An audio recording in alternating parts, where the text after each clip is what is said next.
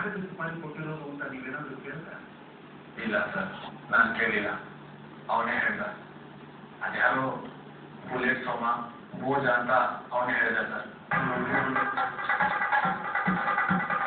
ನನಗೆ ಟವಟವ ಅಂತ ಮಾಡ್ಕೊಳ್ಳೋಕೆ ಶುರು ಮಾಡ್ತು ಸರ್. ನಾನೇನಾದ್ರು ಮಾಡೋದಾದ್ರೆ ದೇಶಪಾಂಡೆ ಅವ್ರ ಮೇಲೆ ಪೊಲೀಸರಿಗೆ ಕಂಪ್ಲೇಂಟ್ ಕೊಡು ಅಂತ ಹೇಳಿ ಫೋನ್ ಕಟ್ಕೊಂಡ ಸರ್. ನನಗೆ ರಾತ್ರಿ ಎಲ್ಲ ನಿದ್ದೆ ಬರಲಿಲ್ಲ ಸರ್. ಇವರು ಪ್ರಜ್ಞೆ ಜೊತೆ ಸಂಸಾರ ಮಾಡ್ತೀನಿ ಅಂತ ರುದ್ರಾಕ್ಷಿಪುರಕ್ಕೆ ಹೋದಾಗ್ಲೂ ನಾನು ಬೇಡ ಅಂತ ಹೇಳಿದೆ. ನಾನು ಮಾತು ಕೇಳಿಲ್ಲ, ಹೊರಟ್ಬಿಟ್ಟ.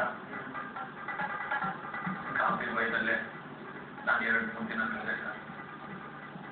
ಆಗಸ್ಟ್ 1ನೇ ತಾರೀಕು ಸಂಜೆ ಸುಮಾರು 6:45ಗೆ ರಾಜು ಮತ್ತೆ ನನ್ನ ಮೊಬೈಲ್ಗೆ ಫೋನ್ ಮಾಡ್ದ. ಆಗ ಒಂದು ವಾಯ್ಸಲ್ಲಿ ಗಾಬರಿಗೆ ಇಲ್ಲ. ದೇಶಪಾಂಡೆ ಅವರು ಕಾಂಪ್ರಮೈಸ್ಗೆ ಕರೆದಿದ್ದಾರೆ, ನಾನು ಅವ್ರ ಮನೆಗೆ ಹೋಗ್ತಾ ಇದ್ದೀನಿ, ನೀನೇನು ಭಯ ಪಡಬೇಡ ಅಂತ ಹೇಳ್ದ. ಆಗ ನನಗೆ ಸ್ವಲ್ಪ ಧೈರ್ಯ ಬಂತು. ಆದರೂ ಅವತ್ತು ರಾತ್ರಿ ನನಗೆ ನಿದ್ದೆನೇ ಬರಲಿಲ್ಲ ಸರ್. ಅದ್ರಲ್ಲಿ ಏನೋ ಒಂಥರ ಸಂಕಟ ತಳಮಳ ಆಗ್ತಾ ಇತ್ತು. 2ನೇ ದಿನ ಬೆಳಗ್ಗೆ ಸುಮಾರು 10 ಗಂಟೆಗೆ ನಾನು ಕೋರ್ಟ್ ಕೆಲಸದ ಮೇಲೆ ಹೊರಟಿದ್ದೆ. ಆಗ ಮತ್ತೆ ಫೋನ್ ಬಂತು. ರುದ್ರಾಕ್ಷಿಪುರ ಪೊಲೀಸ್ ಸ್ಟೇಷನ್ ಇಂದ ಹೆಡ್ ಕಾನ್ಸ್ಟೇಬಲ್ ಸತೀಶ್ ಬಾಬು ಅವರು ಫೋನ್ ಮಾಡಿದ್ರು. ನಿಮ್ಗೊಂದು ಕೆಟ್ಟ ಸುದ್ದಿ ಇದೆ, ನಿಮ್ಮ ತಮ್ಮ ರಾಜು ಮರ್ಡರ್ ಆಗ್ಬಿಟ್ಟಿದ್ದಾನೆ ಅಂತ ಹೇಳಿದ್ರು.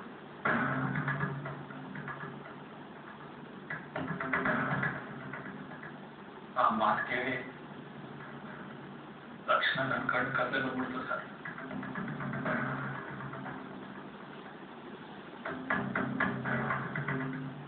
ನನ್ನ ತಮ್ಮನ ತುಂಬಾ ಪ್ರೀತಿಸ್ತಿದ್ದೆ ಸರ್. ಚಿಕ್ಕ ವಯಸ್ಸಿನಲ್ಲೇ ನಾವು ನಮ್ಮ ತಂದೆ ಕಳ್ಕೊಂಡ್ಬಿಟ್ವಿ. ಇಬ್ಬರೇ ಸರ್ ಮಕ್ಕಳು. ನಾನು ತುಂಬಾ ಪ್ರೀತಿಯಿಂದ ಸಾಕ್ತೆ ಸರ್.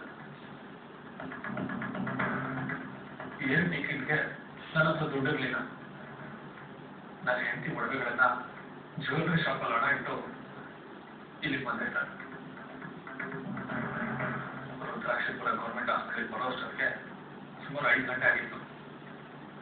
ಅಷ್ಟೊತ್ತಿಗೆ ನನ್ನ ತಮ್ಮನ ದೇಹ ಪೋಸ್ಟ್ ಮಾರ್ಟಮ್ ಮಾಡಿ ಹೇಗೆಲ್ಲ ಹೊಲಿಗೆಗಳಾಕಿ ಮಲಗಿಸಿದ್ರು ಸರ್.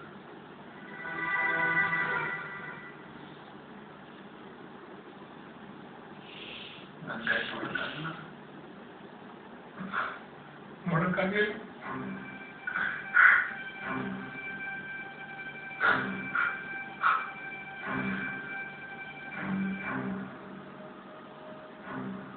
ಸಮಾಧಾನ ಮಾಡ್ಕೊಳ್ಳಿ ವಿಷಯ, ಸಮಾಧಾನ ಮಾಡ್ಕೊಳ್ಳಿ.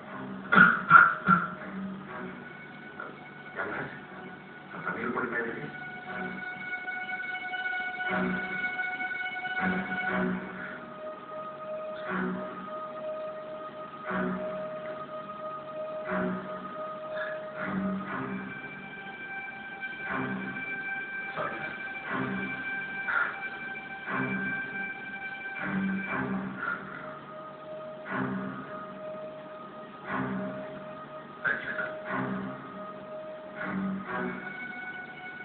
ಆಮೇಲೆ ಬಾಡಿ ತಗೊಂಡು ನಾವು ಕ್ರಿಮೇಟ್ ಮಾಡಿದ್ವಿ.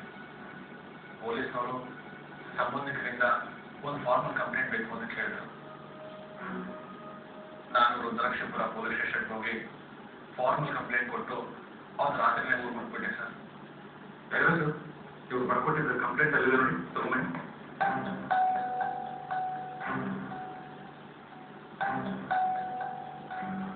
ನೋಡಿ ಸರ್, ಇದನ್ನ ನೀವು ಬರ್ಕೊಟ್ಟಿದ್ದು ಫಾರ್ಮಲ್ ಕಂಪ್ಲೇಂಟ್. ಹೌದು ಸರ್, ಇದೆ. ನಿಮ್ಮ ಸೈನ್ ಸರಿ ಮಾರ್ಕ್ ಮಾಡ್ಬಿಡಿದ.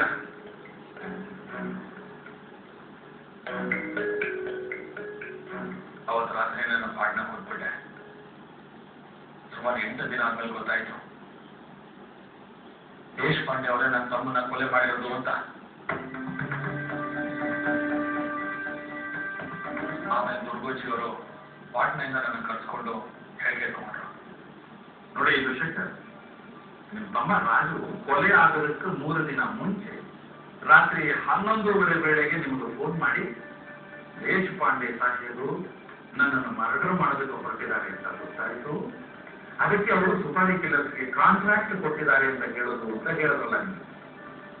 ರಾಜು ಹಾಗೆ ನಿಮ್ಮ ಹತ್ರ ಹೇಳೋದು ಅನ್ನೋದಕ್ಕೆ ಏನಾದರೂ ದಾಖಲೆ ಇದೆಯಾ? ಯಾಕೆ ಕೇಳ್ತಾ ಇದ್ದೀನಿ ಅಂತಂದ್ರೆ ನಮ್ಮ CSP ಅವರಿದಾರಲ್ಲ, ಅವರು ಪ್ರತಿಯೊಂದಕ್ಕೂ ದಾಖಲೆ ಕೇಳ್ತಾರೆ. ನಾವು ಗುಜರಾಡ್ತಾ ಇದ್ದೀವಿ ಅನ್ನೋದು ಒಂದಕ್ಕೆ ಬಿಟ್ಟು ಎಲ್ಲದಕ್ಕೂ ದಾಖಲೆ ಕೇಳ್ತಾರೆ CSP ಅವರು. ಹೇಳಿ ಚಂದ್ರಶೇಖರ್, ರಾಜು ಹಾಗೆ ಮಾತಾಡಿದ್ದಕ್ಕೆ ನಿಮ್ಮ ಹತ್ರ ಏನಾದರೂ ದಾಖಲೆ ಇದೆಯಾ? ಸರ್, ನಾನು ಮೊಬೈಲ್ ಕಾಲ್ ಡೀಟೇಲ್ಸ್ ಎಲ್ಲ ಅಪ್ಲೈ ಮಾಡಿ ತಂದಿದ್ದೀನಿ ಸರ್.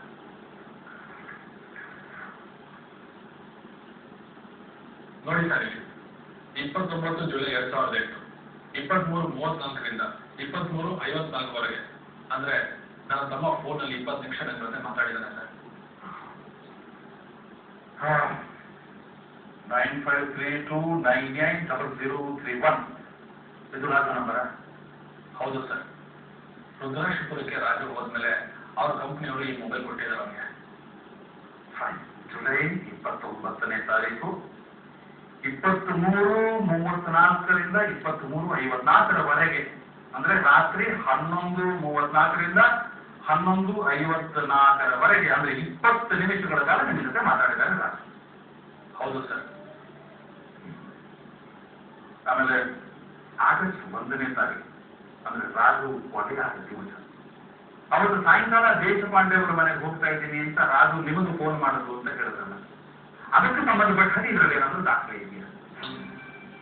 ನೋಡಿ ವಿಷಯ, ನಮ್ಮ CSP ಅವರು ಆಗಸ್ಟ್ 1ನೇ ತಾರೀಕಲ್ಲ ರಾಜು ಅವರ ಕೊಲೆ ಆಗಿದ್ದು, ಅದ್ರ ಹಿಂದಿನ ದಿನಾನೇ, ಅಂದ್ರೆ ಜುಲೈ 31ನೇ ತಾರೀಕೆ ರಾಜು ಅವರ ಕೊಲೆ ಆಗಿತ್ತು ಅನ್ನೋ ಸಿದ್ಧಾಂತವನ್ನ ಕೋರ್ಟ್ ಒಂದು ಮಂಡಿಸ್ತಾ ಇದ್ದಾರೆ.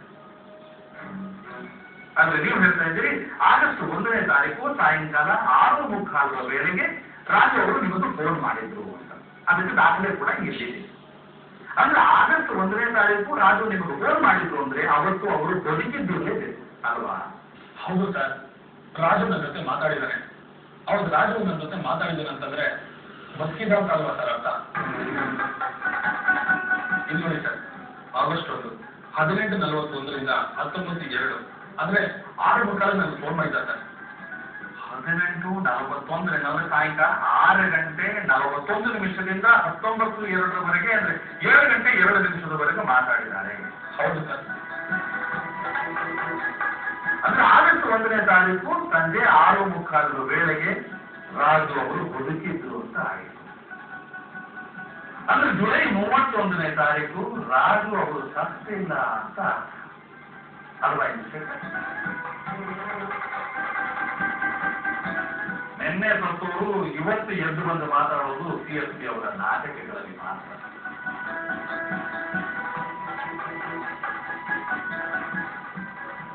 ತಗೊಳ್ತಾ ಇದ್ದಾನೆ, ಮಾತಾಡಿ.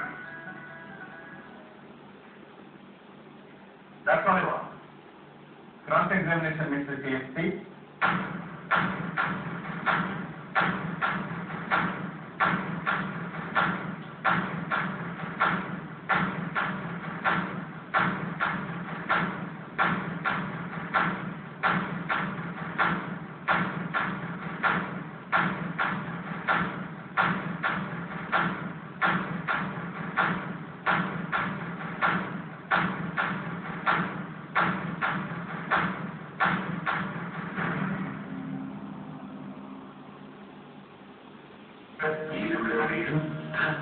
ಬೆಳಕಿಯ ಯುದ್ಧ, ಕೊನೆಯಿಲ್ಲದ ಕಾದಾಟ.